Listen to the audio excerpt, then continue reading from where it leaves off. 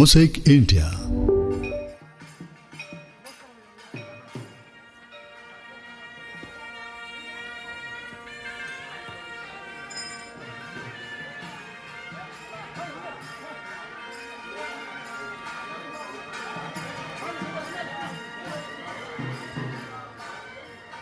നമസ്കാരം.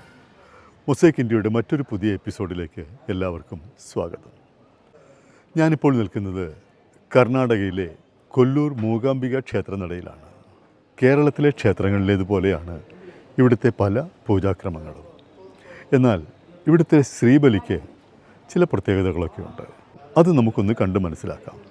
ഇന്നിപ്പോൾ എന്നോടൊപ്പം ക്ഷേത്ര മേൽശാന്തി ശ്രീ ഗോവിന്ദ അടികയുണ്ട്. അദ്ദേഹത്തിൻ്റെ വാക്കുകൾ നമുക്കൊന്ന് ശ്രദ്ധിക്കാം. കൊല്ലൂർ മൂകാംബിക ക്ഷേത്രത്തിലെ മേൽശാന്തി ശ്രീ ഗോവിന്ദ അടിക ശിവേലി പ്രൊസഷനുമായിട്ട് ബന്ധപ്പെട്ട വിശേഷങ്ങൾ നമ്മളുമായി പങ്കുവയ്ക്കും. നമസ്കാരം തിരുമേനി. നമസ്തേ. ശിവേലിയുമായി ബന്ധപ്പെട്ട എങ്ങനെയാണ് 4-5 പ്രദക്ഷിണമാണ് വരുന്നത് അല്ലേ? പല രീതിയിലാണ് കണ്ടിട്ടുള്ളത്. മൂകാംബിയിൽ 3 നേരത്ത് പൂജ ഉണ്ട്. 3 നേരത്തു അഭിഷേക, അർച്ചന, നൈവേദ്യം, ബലി ഉത്സവം, പിന്നെ രഥോത്സവം, ഇങ്ങനെ ഉത്സവമുണ്ട്. ഇത് ബലി ഉത്സവത്തിൽ പ്രധാന ദൈവത്തിന്റെ അംഗമായിട്ടാണ് ഈ ഉത്സവത്തിന് ശിവേലി മൂർത്തി പുറത്തു കൊണ്ടുവരുന്നതാണ്. ആദ്യത്തെ പ്രദക്ഷിണം ശിവേലിക്കായിട്ട് ഒരു പ്രദക്ഷിണമാണ് ശിവേലി ഉത്സവത്തിന് കൊണ്ടുവരുന്നത്. രണ്ടാമത്തേതായിട്ട് പല്ലക്കി ഉത്സവം ചെയ്യും. അതിൽ ദൈവം തലയിൽ വെച്ചിട്ട് പല്ലക്കിൽ വെച്ചിട്ട് ഒരു പ്രദക്ഷിണം ചെയ്യും. 2 പ്രദക്ഷിണം പല്ലക്കിൽ വരും. അപ്പോൾ 3 പ്രദക്ഷിണം ഇതായി.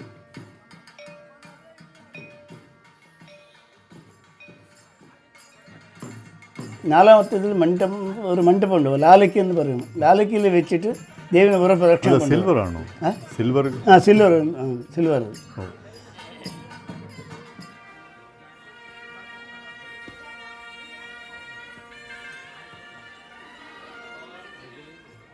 അഞ്ചാമത്തേതാണ് രഥോത്സവം. രഥത്തിൽ ദൈവനെ വെച്ചിട്ട് 3 പ്രദക്ഷിണം കൊണ്ടുവരും.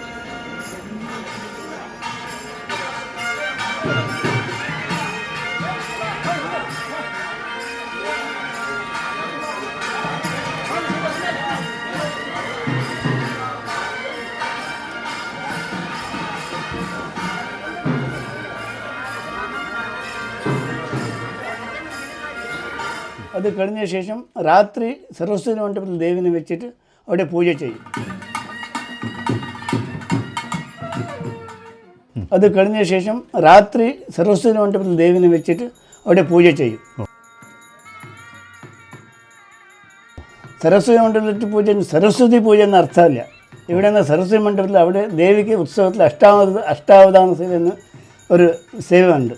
അതിൽ ഋഗ്വേദം, യജുർവേദം, സാമവേദം, സംഗീതം, അഷ്ടകം, പിന്നെ ശ്രുതിമൗരി, പിന്നെ സർവാദ്യ, ഇങ്ങനെ 8 സേവയാണ്. ആ സേവ കഴിഞ്ഞ ശേഷം ദേവനെ ഉള്ളിൽ കൊണ്ടുപോയിട്ട് മൂലബിംബത്തിൻ്റെ കൂടെ വെച്ചിട്ട് പിന്നെ കഷായ നൈവേദ്യം ചെയ്ത് കഷായ ദീപാരാധന ചെയ്യും. നമുക്ക് രാത്രി പൂജ കഴിയും. കാലത്ത് ശിവേലി ഉത്സവം 3 പ്രദക്ഷിണം ദേവി നേരെ ഉള്ളിൽ കൊണ്ടുപോകാം, അത്രേ ഉള്ളൂ. ഉച്ചയ്ക്കും അങ്ങനെ. ഉത്സവം ഉണ്ടെങ്കിൽ 3 പ്രദക്ഷിണം, 5 പ്രദക്ഷിണം ചെയ്യും. ഉത്സവം ഇല്ലെങ്കിൽ 3 പ്രദക്ഷിണം ചെയ്യും. രഥം തന്നെ 2 എണ്ണം ഉണ്ടല്ലോ അല്ലേ? രഥം രാത്രി സ്വർണ്ണരഥം, അത് വഴിപാടായിട്ട് ചെയ്യുന്നതാണ്.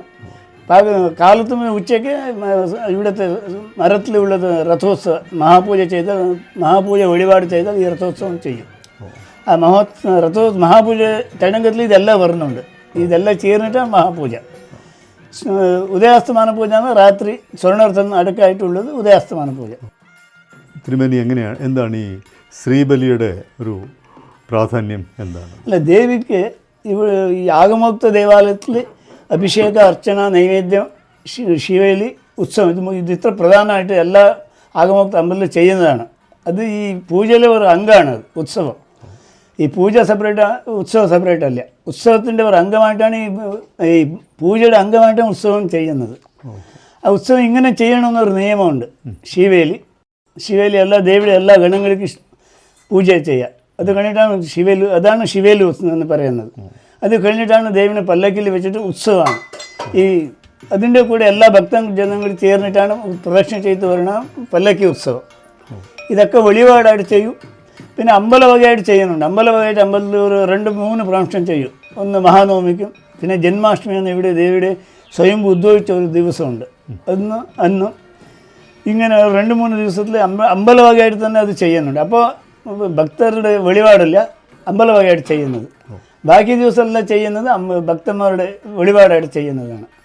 അപ്പോൾ ആഗമോക്ത ക്ഷേത്രത്തിലെ പൂജ എത്ര പ്രധാനമാണോ ആ പൂജയുടെ കൂടെ ഈ ഉത്സവം അത്ര പ്രധാനമാണ്.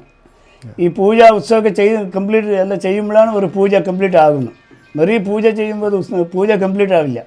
ആഗമോക്ത ദേവാലയത്തിൽ പൂജ, അഭിഷേക, അർച്ചന, നൈവേദ്യ, ദീപാർന്ന, ഉത്സവം ഇത് കംപ്ലീറ്റ് ആയാൽ ഒരു പൂജ കംപ്ലീറ്റ് ആയി. അങ്ങനെയാണ്. അങ്ങനെ ഇവിടെ 3 നേരത്തുണ്ട്. കാലത്ത്, ഉച്ചയ്ക്ക്, വൈകുന്നേരം 3 നേരത്തുണ്ട്. ഈ കൊല്ലൂർ മൂകാംബിക ക്ഷേത്രത്തിൻ്റെ പ്രാധാന്യത്തെക്കുറിച്ച്? കൊല്ലൂർ മൂകാംബിക ക്ഷേത്രം ഇത് വയോസുഖ മന്വന്തരാണ് ഈ സ്വയംഭു ഉദ്ഭവിച്ചത്. ഇവിടെ സ്വയംഭുവാണ് പ്രധാനം. ആദ്യം സ്വയംഭു ഉദ്ഭവിച്ചു മന്വന്തരത്തിൽ. ആദിശങ്കരാചാര്യയുടെ കാലടിക്ക് ശൃംഗേരിയിലൊക്കെ പ്രതിഷ്ഠയൊക്കെ ചെയ്ത് കാലടിക്ക് പോകുന്ന സമയത്തിൽ ഇവിടെ വരുമ്പോൾ ഇവിടെ ആ സ്വയംഭുവിൽ ഒരു പശു പാലിങ്ങനെ വെച്ചിട്ട് നിൽക്കുകയായിരുന്നു. അത് കണ്ടവിടുന്ന് ഇതെന്തോ ഒരു സിദ്ധിക്ഷേത്രമാണെന്ന് പറഞ്ഞിട്ട് ശങ്കരാചാര്യ ഇവിടെ തപസ് ചെയ്ത് നോക്കിയ രൂപം മേലെ വിഗ്രഹ പ്രതിഷ്ഠ ചെയ്തത്. പിന്നെ വെയ്യാഗം പ്രകാരമാണ് ഇവിടെ പൂജ നടക്കുന്നത്. ഇതൊരു സിദ്ധിക്ഷേത്രം. സ്വയം ഇത് ഇവിടെ കുംഹാസുരൻ അസുരനും ഉണ്ടായിരുന്നു. ആ അസുരനെ ദേവന്മാർക്ക് എല്ലാവർക്കും ബുദ്ധിമുട്ടിക്കുന്നുണ്ടായിരുന്നു. അപ്പോൾ ദേവന്മാർ എല്ലാവരും ചേർത്ത് ദേവിയുടെ അടുത്ത് പ്രാർത്ഥിക്കും, എങ്ങനെയെങ്കിലും ഇയാളുടെ കൊണ്ട് നമ്മളെ രക്ഷപ്പെടുത്തണമെന്ന്. അപ്പോൾ ദേവി യുദ്ധം ചെയ്ത് ഇയാളെ മൂക്കിന് ഊമയാക്കും. ഈ ഊമയാക്കിയത് കൊണ്ട് മൂകാംബിക എന്ന് പേര് വരാൻ കാരണം. ഖമ്മാസുരനെ രാക്ഷസനെ ഊമയാക്കി. അപ്പോൾ ദേവിക്ക് മൂകാംബിക എന്ന് പേര് വന്നു. കോലമഹർഷി ഋഷി തപസ് ചെയ്യുമ്പോൾ കോലാപുരമായി. പിന്നെ കൊല്ലൂർ എന്നാണ് പേരായത്. കാളി, ലക്ഷ്മി, സരസ്വതി, ബ്രഹ്മാവിഷ്ണു മഹേശ്വരി ദമ്പതിയുക്തമായിട്ട് സ്വയംഭുവാണ് ഇവിടെ ഉള്ളത്. ഇവിടെ പ്രധാനമായിട്ട് സ്വയംഭുക്കാണ് അഭിഷേക, അർച്ചന, നൈവേദ്യമൊക്കെ ഉള്ളത്. മേലെ വിഗ്രഹത്തെ അലങ്കാരം പിന്നെ ദീപാർന്ന മാത്രമേ ഉള്ളൂ. സ്വയംഭു വിഗ്രഹം തന്നെ അതിന് നടുക്കൊരു സുവർണ്ണ രേഖ. സ്വയംഭുവിൽ നടുക്കിൽ സുവർണ്ണ രേഖയുണ്ട്. അതിന് രേഖയുടെ ഇടഭാഗം ശക്തിഭാഗം, ബലഭാഗം ശിവഭാഗം. രേഖയുടെ ഇടഭാഗത്തിൽ കാളി, ലക്ഷ്മി, സരസ്വതിയും ബലഭാഗത്തിൽ ബ്രഹ്മാവിഷ്ണു മഹേശ്വരി ഇങ്ങനെ ദമ്പതിയുക്തമായിട്ടാണ് ഉദ്ഭവ സ്വയംഭു. നടുക്കിൽ സുവർണ്ണ രേഖ. ഒരു അർദ്ധനാരീശ്വര സങ്കല്പം ഉണ്ടോ ഇവിടെ? അർദ്ധനാരീശ്വര സങ്കല്പം ദമ്പതിയുക്തമായിട്ട് സങ്കല്പമാണ് ഇവിടെ. വെറും ദേവി എന്നല്ല, വെറും പുരുഷനും സ്ത്രീയും രണ്ടും ചേർത്തിട്ടുള്ള സ്വയംഭുവാണ്. അതുകൊണ്ട് ഇവിടെ ശക്തിഭാഗം ജാസ്തി ഉള്ളത് ശക്തിപ്രധാനമാണ്. ഇവിടെ നവാരണ പൂജയായിട്ടാണ് പൂജ ചെയ്യുന്നത്.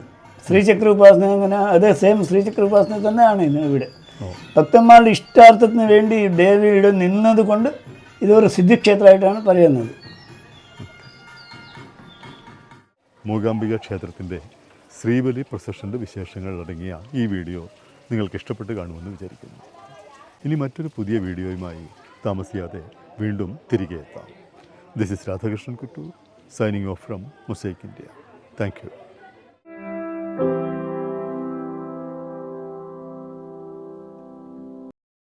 Mosaic India, a mirror to memorable musings. Magniloquent, optimistic, zestful, awesome, inspirational and courageous.